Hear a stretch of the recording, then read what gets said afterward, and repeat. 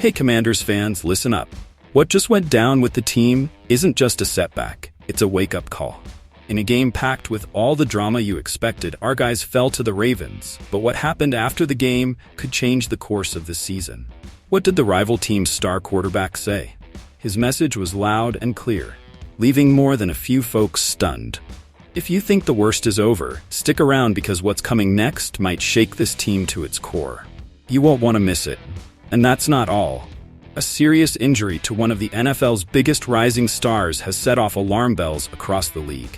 A devastating blow that could leave his team in a vulnerable spot. What does this mean for the Commanders? If you thought our problems were just within our team, you're missing the bigger picture. Stay tuned, because this unexpected twist in the season is about to explode. Keep watching. This is just getting started. Lastly, if you thought the nightmare was over, you're wrong. The darkest chapter in Commanders' history is haunting us again, and yes, it's all tied to the bad decisions from the past. The draft picks that should have been our strength are now the reason we're in this mess. What will the front office do next? The answer to this question could define the team's future. Don't go anywhere, because the truth you're about to hear could change everything you know about the Commanders. Smash that like button and subscribe if you want more explosive content like this. Well, what do you all think of this news? Week 6, and the Baltimore Ravens just edged out our Washington Commanders in a game that had everyone on the edge of their seats. Now I ask you, is this the end for us? I don't think so. Why? Because even though we fell 30-23, the scoreboard doesn't tell the whole story. Lamar Jackson, the Ravens' star, was phenomenal, of course, but don't get it twisted. Our rookie QB, Jayden Daniels, showed that he's got what it takes to compete with the best. After the game, Jackson did something few expected. He praised Daniels, saying he deserves all the success he's having. Those are some serious words coming from an MVP like Jackson. But now I ask you this. What does that recognition really mean for us, Commanders fans? Should we care that Lamar gave our guy props? Or does it really matter that we didn't walk away with the W? Look, it was a close game. One touchdown made the difference. And that leaves me with a key question. Why couldn't we close it out? Was it a lack of strategy, execution, or are the Ravens just better than us at this point in the season? I think this team has a ton of potential, but we need to tweak a few things. So now I ask you, what would you change to help the Commanders take that next step?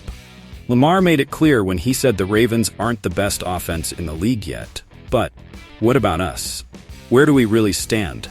Because it's not just about stats. It's about attitude, play calling, and knowing when to be aggressive and when to play it safe. Here's what I'm saying. If Jayden Daniels keeps growing the way he has, and the coaching staff adjusts the tactics, this team is going to surprise a lot of people before the season's over. But don't get me wrong. I'm not saying we should be happy with the loss. No way. I think we need to demand more. Because if the Ravens beat us by one possession, why weren't we the ones walking away with the win? Now I ask you, what do you think is missing? Is it the play calling, the defense, or did we just not have that spark in the clutch moments?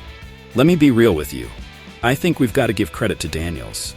This kid is playing with maturity, he's making smart decisions, and if he stays on this path, we're going to see a lot more wins this year. I'm saying that with confidence, but we've also got to be critical. Is the coaching staff putting Daniels in the best position to win?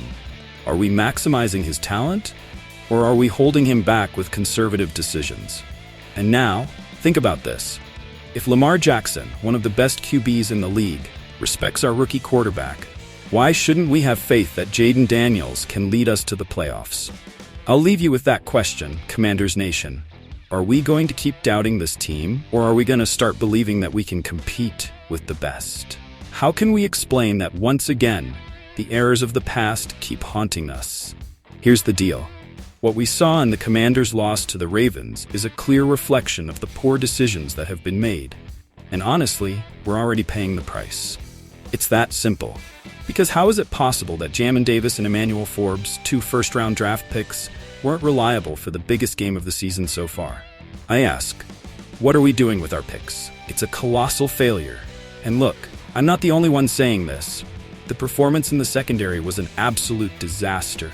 Zay Flowers and Lamar Jackson did whatever they wanted on the field, All because Rivera, that Rivera who's no longer here, decided that Emmanuel Forbes was a better option than Christian Gonzalez. Let me tell you this.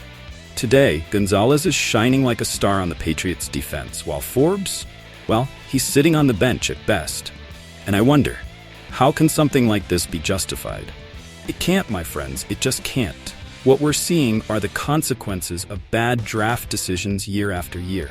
Jamin Davis, drafted in 2021, tried to transition to pass rusher, and let's be real, it's not working out.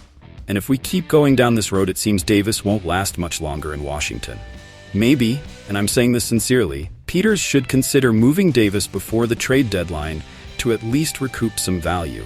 And let's not forget about Jahan Dotson, another first-round pick from 2022, who's no longer with the team because he was traded to the Eagles before the start of this season. 3 consecutive first-round picks wasted.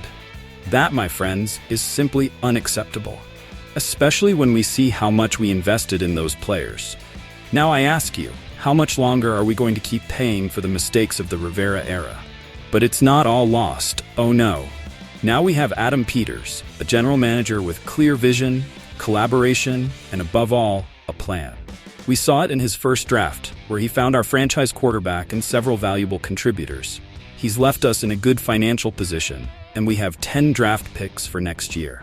Could we be in a better spot?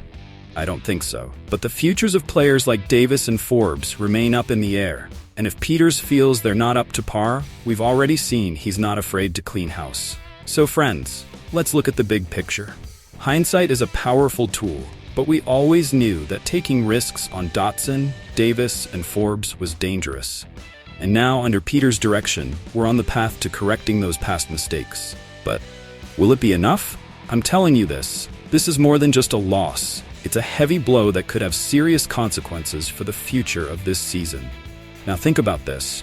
We went into halftime only 7 points down. The game was within reach. But what happened in the second half? Lamar Jackson ran all over our defense. Why didn't we have an answer? I think those are the kinds of questions Ron Rivera needs to be asking himself. And yes, it's easy to say Jackson is a special talent, but come on. The lack of adjustments in the third and fourth quarters was obvious. What really worries me, and I want you to follow me here, is the state of our defensive line. Losing Dorrance Armstrong Jr. and Jonathan Allen is no small matter. Armstrong, with 3.0 sacks, was tied as our team leader. We saw him leave the field with a rib injury and then sitting on the bench in street clothes. That's not a good sign for his health. What can I say? Losing a key player like that, especially on a team that relies on defensive pressure, could be the start of bigger problems. Then there's Jonathan Allen, who went out in the fourth quarter with a pectoral injury. This guy is a Pro Bowler, a powerhouse on our defense. If he can't come back soon, we could be in real trouble. Sure, we've had some flashes of hope with guys like Dante Fowler Jr., but he's not the type of player who can step into a full-time role. And while we brought back F.A. Obata, his effectiveness is still in question after his injury. Now I ask you, how much longer can we hold up with these absences?